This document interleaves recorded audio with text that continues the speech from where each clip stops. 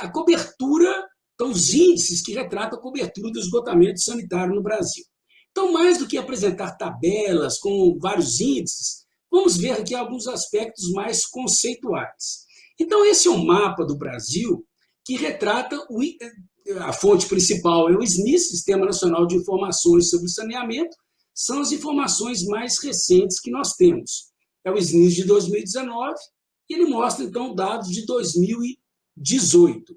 O SNIS é uma base de dados que as informações são supridas pelos prestadores de serviço. Então, pode haver uma dúvida com relação à qualidade de um dado ou outro, mas ano após ano, o SNIS vem melhorando com relação à qualidade, à confiabilidade das suas informações. Ele tem vários métodos de checar, né, e rastrear a confiabilidade das informações. Então, é uma fonte importantíssima, acredito que a maioria de vocês conheça. Ok, então esse é o mapa do Brasil que retrata, a grosso modo, o percentual de esgoto que é tratado. Com relação à água que é consumida, se nós imaginarmos que a água consumida é mais ou menos o mesmo que o esgoto produzido, o mesmo volume produzido, então o volume de esgoto tratado dividido pelo volume de esgoto produzido. Esse mapa, quanto mais escura for a cor, melhor o índice de atendimento. Então nós vemos locais aqui onde o índice de atendimento, essa cobertura, é superior a 80%. Então são 574 dos 5.570 municípios no Brasil que têm, então, uma cobertura em termos de tratamento de esgoto superior a 80%. É uma concentração importante aqui no estado de São Paulo, no Sudeste, no Distrito Federal e outras regiões aqui. Vemos, então, já decaindo. Eu queria chamar muita atenção, então, para a diversidade regional que nós temos no Brasil. Então, regiões com elevado índice, elevada cobertura, e outras regiões aí com cobertura bem baixa. E dá destaque também, o que está em branco é ausência de informação. Então, são locais que não têm informação, precisamos de apurar isso, melhorar. Se vocês enxergarem aqui, são 1.525 municípios que nós não temos informação. Então, as principais mensagens: grande diversidade regional. Grande parte do Brasil necessita melhorar e muito a sua cobertura em termos de tratamento de esgotos. Já fica aí uma primeira mensagem para os vários estudantes de engenharia ambiental, engenharia sanitária que nós temos. É um local, a fonte de trabalho. Ok, essa é uma outra fonte de dados que eu acredito que vários de vocês já tenham tido contato também. Eu acho um relatório espetacular. Ele não está tão atualizado que nem o SNIS, porque ele foi lançado em 2017, os dados foram trabalhados em 2015, mas foram coletados em retrato o panorama em 2013. Mas a ótica que é trazida por outra ferramenta de informações é o Atlas Esgotos da ANA. Então, a Agência Nacional de Águas, essa agência interessava não apenas a cobertura em termos de saneamento em si, mas também o impacto disso nos corpos d'água. Então, ela avançou, a ANA, e esse diagnóstico avançou para computar também carga de DBO. Então, esse relatório que está aqui, vocês podem baixar o relatório. É um relatório muito bem feito, né? Vocês baixam na internet, buscando aí o Atlas Esgotos da ANA. E mais legal ainda do que o relatório em PDF, vocês podem acessar os dados dos 5.570 municípios que nós temos no Brasil. Então, vocês chegam lá, tem um local de consulta que vocês acessam, tem todo um diagrama que mostra vazão de esgotos produzida, população, vazão de esgotos coletada, tratada, lançamento no corpo d'água, qual que é a vazão no corpo d'água. Então, uma fonte importantíssima de informações. São feitas análises prospectivas, ou seja, em que esse município necessita melhorar, e uma estimativa de custo simplificada, quanto que esse município vai ter que investir para atingir níveis satisfatórios de cobertura. Então, é espetacular. Então, vocês veem aí que está sendo retratado em termos de DBO. Se as estatísticas anteriores do SNIS, mesmo do IBGE, elas são em termos de vazão ou em termos de população atendida, nessa aqui nós já temos esse salto em termos de DBO. Então, lembrando, né, as cidades, e nós geramos DBO, parte desses esgotos vão ser coletados, lançados sem tratamento, então essa é uma DBO sem tratamento. Parte dos esgotos vão ser coletados e tratados, vai depender da eficiência de remoção que nós temos na nossa estação de tratamento de esgotos, vai sair uma DBO remanescente.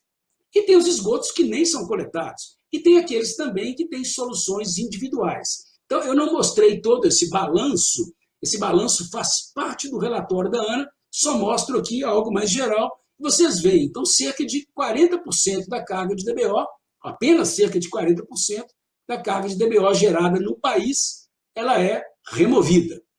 Ok. Eu estava comentando sobre esse objetivo do Atlas Esgotos da Agência Nacional de Águas de enxergar o corpo d'água receptor. Então, foi feita uma análise muito interessante. Cada lançamento de cada ET ou cada esgoto bruto, em que curso d'água que ele era lançado, qual que era a classe desse curso d'água, qual que era a vazão de diluição, condições de vazão mínima, as condições de diluição, e uma modelagem matemática muito simplificada da DBO, mas foi uma modelagem. Então, nós conseguimos, mapeamos isso no Brasil como um todo. Se vocês enxergarem aqui, essa é uma síntese dos resultados da extensão de todos os rios interiores que nós temos no Brasil. Temos esses aqui em azul, que tem DBO até 3 miligramas por litro. Ótimo, então são rios que, do ponto de vista de matéria orgânica, têm valores de DBO baixos, ou seja, espera-se que seja uma qualidade da água boa, também até para os outros parâmetros de qualidade. Então, aqui são toda a extensão menos impactada pela área urbanizada. A área urbanizada está esquematizada aqui. Nós temos a região amazônica, as grandes bacias, que representam toda essa parte. E a gente já chega no impacto das áreas urbanizadas. Em verde aqui, são cursos d'água ainda bons, que tem uma DBO entre 3 e 5 miligramas por litro. Mas, por exemplo, não atenderiam já padrões para corpos d'água classe 1. Então, estaria entre 1 e 2. Né? Aqui, são entre 5 e 10 miligramas por litro, já piora um pouco, já não atende padrão de qualidade para corpos d'água classe 2, que são a maioria em nosso país, mas atendem para a classe 3. E aqui, em vermelho, 83 mil quilômetros, ou seja, dá para dar 2 voltas na Terra, se nós esticarmos esses cursos d'água, emendarmos 2 voltas na Terra, a extensão de cursos d'água que nós temos, que tem DBO acima de 10 miligramas por litro, ou seja, não atenderia os padrões dessas outras classes de corpos d'água. Então, muito o que fazer para reverter essa situação daqui e também essa aqui em amarelo. Então, tá bom. Eu acredito até que na maioria dos currículos, da maioria dos cursos de graduação, talvez representados aqui na audiência, há um grande enfoque na problemática urbana. Claro, o Brasil é um país predominantemente urbano, então a gente acaba estudando mais as soluções para o meio urbano. As estatísticas do Atlas da ANA são para o meio urbano. Aliás, elas são para sedes municipais de cada município. Mas nós não podemos esquecer do esgotamento sanitário no meio rural. Então, no meio rural, nesse último censo aqui do IBGE, nós tínhamos cerca de 30 milhões de pessoas. Isso é algo até muito debatido, porque esse conceito, o que é o rural, o que não é o rural, é algo bastante questionável. Então, tem pessoas que afirmam, estudos que afirmam que esses valores aí são superiores a isso. Uma caracterização que foi feita no Plano Nacional de Saneamento Básico, o PLAN-SAB, é caracterizar esse nível de atendimento. Considerou-se como adequado o esgotamento que esteja associado a uma rede geral de coleta ou uma fossa séptica. Essa é uma terminologia até do censo do IBGE. Precário, uma fossa rudimentar. Então, não é muito claro o que é fossa rudimentar.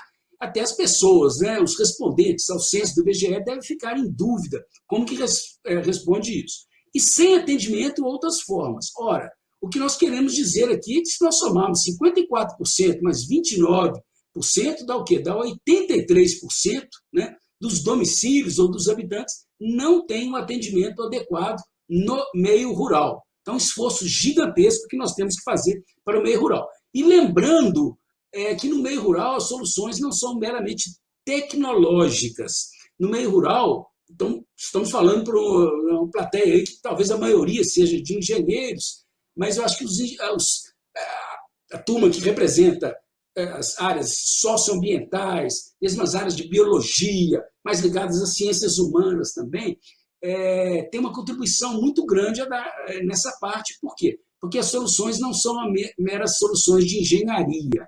A população no meio rural tem que sentir que ela se apropriou da solução, ela fez parte do processo decisório. Não adianta chegar lá e colocar um banheiro de última geração, com a descarga mais bonita possível, se a população não sentir que aquilo pertence a elas, que faz parte do cotidiano delas. Aí a descarga vai estragar, não vai haver manutenção, etc., e o sistema vai perdendo a sua eficiência e entra em colapso. Então, essa é uma parte que eu acho que nos ensina muito. Eu sou engenheiro, então nos ensina até a humildade de nós termos que aprender com os receptores das nossas tecnologias. Ok, vamos enxergar o contexto internacional. Não vou mostrar muitas estatísticas, não, mas é só para a gente se situar. Ok, acho que a maioria já está também familiarizada com esse diagrama, né? São os objetivos do desenvolvimento sustentável, a Agenda 2030. Nós estamos inseridos aqui, né, na nossa apresentação, na água potável e saneamento, mas claro que as intervenções aqui têm um impacto direto na vida, na água, tem um impacto direto na saúde e bem-estar e em outros elementos aqui. Então, o que eu gosto muito de ver, né, esse diagrama, que mostra que está tudo, no final das contas, interligado. Ok, esse é um relatório muito importante, ele tem atualizações periódicas, que é um monitoramento que conta com a participação da Organização Mundial de Saúde, da Unicef, outros órgãos, que vai avaliando como que está a situação da água potável. Em inglês, a terminologia saneamento é um pouco diferente do que a gente chama de saneamento aqui no Brasil. Saneamento no Brasil, nós consideramos os 4 componentes, né? Abastecimento de água, esgotamento sanitário, gerenciamento de resíduos sólidos e a gestão ou manejo das águas pluviais. Em inglês, sanitation quer dizer principalmente esgotamento sanitário, né? E também, ele sempre é um item muito forte da higiene, algo que a gente às vezes esquece um pouquinho, mas como que o aspecto da higiene tem sido tão discutido nas últimas semanas, com todos os problemas da Covid-19 que nós estamos tendo, como que a higiene ela ganhou importância, nós enxergarmos, então, o asseio pessoal, a limpeza das mãos, como que é importante o acesso a essas medidas de controle. Ok. Como que a Organização Mundial de Saúde, a Unicef, elas esquematizaram isso e enxergam as formas de acesso? Elas têm, no tratamento de água, tem uma forma, e no tratamento de esgotos tem outra, e eu vou apresentar só a parte do esgotamento sanitário. É chamada a escada do saneamento. Então, o nível, começando aqui de baixo, defecação a céu aberto, depois um saneamento não melhorado, limitado. Eu coloquei essa barra aqui, sólida aqui, para delimitar. O que está abaixo disso é considerado inadequado. E o que está acima disso seria básico, e o verde mais escuro é o que nós almejamos. O que é? É o uso de facilidades, né, que seja banheiros, né, que não sejam compartilhadas com outros domicílios. A gente está acostumado, né? Cada residência aqui tem o seu banheiro, mas como que a realidade no mundo é diferente em vários outros locais, né? Compartilhamento de banheiros, então isso não é considerado adequado, né? E onde os excretas são dispostos de forma segura ou no local, é o que predomina no meio rural, nas soluções locais, ou transportados e tratados em outro local, é quando nós temos as redes de coleta. Isso que nós almejamos. Então, aquelas estatísticas que nós mostramos de cobertura, de tratamento de esgotos, elas estavam chegando nessa parte aqui. Mas considera-se que um degrau abaixo, né? Olha, pelo menos o uso de facilidades melhoradas que não são compartilhadas é o básico, mesmo que a destinação não seja adequada, considera-se que ainda seja tolerável. E abaixo disso não seria aceitável. Vamos começar pelo mais baixo aqui, que seria defecação a céu aberto, que são essas estatísticas que nós mostramos aqui. Aqui é o mundo, aqui não vou discutir muito, não vai dar tempo de discutir o meio urbano e o meio rural. Só chama atenção que as estatísticas no meio rural são sempre piores. No meio urbano, 12% da população, o laranja aqui, faz defecação a céu aberto. Isso é em torno de 1 bilhão de pessoas. Isso é muito. A população do mundo é cerca de 7 bilhões, 1 bilhão de pessoas fazem defecação a céu aberto por dificuldades de acesso a soluções adequadas de saneamento, algumas vezes por questões culturais. Então, essa é uma meta explícita dos Objetivos de Desenvolvimento Sustentável, é zerar esse número aqui, para que cientes, todos nós estamos, dos aspectos sanitários, dos aspectos de saúde pública associados a eles. E as outras formas que não são adequadas, que são laranja, desculpa, esse amarelo mais escuro, e o amarelo claro, também isso representa 2,5 bilhões de pessoas não têm o saneamento, do ponto de vista de esgotamento sanitário, adequado. É um esforço gigantesco, assimetrias muito grandes que nós temos no mundo. Então, são várias estatísticas importantes. Já que a nossa palestra aqui é só sobre tratamento de esgotos, vou mostrar apenas os resultados associados ao tratamento de esgotos, mas acho que vocês devem consultar essa fonte, porque ela é muito interessante. Então, vamos lá. Aqui é o percentual dos esgotos que são tratados, dos esgotos gerados que são tratados. Europa, né? América do Norte, Europa, que seriam os modelos, né, que a gente busca, a gente tem similaridades culturais, né, com os países europeus, com os países norte-americanos, o índice aí em torno de 95%. A América Latina e o Caribe, onde nós nos inserimos, 37%. E aqui vocês veem as diversidades regionais que nós temos, né? E no mundo como um todo, as estatísticas, o valor médio aí é cerca de 73% dos esgotos gerados, eles são tratados. Então, nós temos muito o que fazer. No Brasil, vocês já viram as estatísticas, e na América Latina e Caribe, olha, nossa meta é universalizar, é sair desses 37% e chegar nos 100%.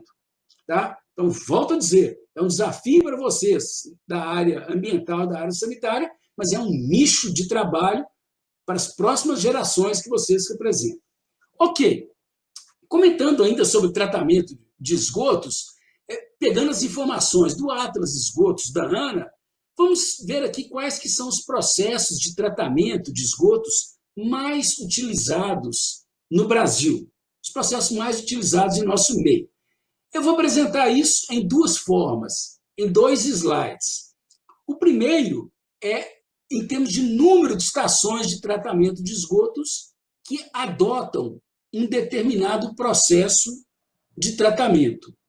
E o próximo que vem a seguir é em termos da população. A população que gera determinada vazão de esgotos, e esses esgotos são tratados por uma determinada alternativa tecnológica em termos de tratamento de esgotos. Vamos nesse primeiro, que é muito fácil de entender. Então, nós dividimos aqui em termos dos grandes processos de tratamento de esgotos, as grandes categorias. Por exemplo, lagoas de estabilização. Nós temos aqui no Brasil cerca de 1.000 ETs que têm o tratamento de seus esgotos pelo processo de lagoas de estabilização. Eu não vou entrar muito no mérito aqui agora, que não dá tempo, mas quando vocês forem no Atlas Esgotos da ANA, vocês vão ver que dentro dessa tipologia de lagoas de estabilização, vocês têm as lagoas anaeróbias, lagoa anaeróbia seguida de facultativa, lagoa facultativa, facultativa seguida de maturação, etc. e etc. Está tudo dentro desse caldeirão aqui das lagoas. Então, cerca de 1.000 estações. Vale a pena, ao refletirmos sobre as 1.000 estações, lembrarmos qual que é o alcance do Atlas de Esgotos da ANA. Ele pega apenas as ETs das sedes municipais. Aliás, esses números foram recentemente, há poucas semanas atrás, a ANA soltou uma atualização do seu número de ETs, aumentou um pouco mais, mas eu não tive tempo ainda de trabalhar com essa nova planilha da ANA. Mas aqui a mensagem ela já vai ser bem dada. Lagoas de estabilização são um processo de tratamento de esgotos muito importante para as nossas condições. Por quê? Por causa da simplicidade conceitual. A simplicidade em termos de manutenção, em termos de operação, praticamente não tem o que operar, não tem consumo de energia elétrica. Então, se nós já estamos pensando em termos de sustentabilidade, já estamos enxergando agora alguns atributos relacionados à sustentabilidade. Aqui nós vamos analisar essas duas categorias. Os reatores anaeróbios de manta de lodo e fluxo ascendente, chamados, aqui estamos usando a sigla internacional, os reatores WASB, mas são chamados também de RAFA, DAFA, Ramal, Rafal, RALF, tem várias siglas representando praticamente o mesmo processo. Eles sozinhos ou seguidos por alguma forma de pós-tratamento. O porquê desse pós-tratamento? Porque os reatores WASB sozinhos eles são muito importantes, nós vamos discutir isso daqui a pouco, mas eles têm uma eficiência limitada na remoção da matéria orgânica. Então, na maioria das situações, eles vão precisar de uma etapa posterior que vai fazer o polimento, a melhoria da qualidade do efluente. Então, essa barra aqui de reatores WASB seguidos por alguma forma de pós-tratamento.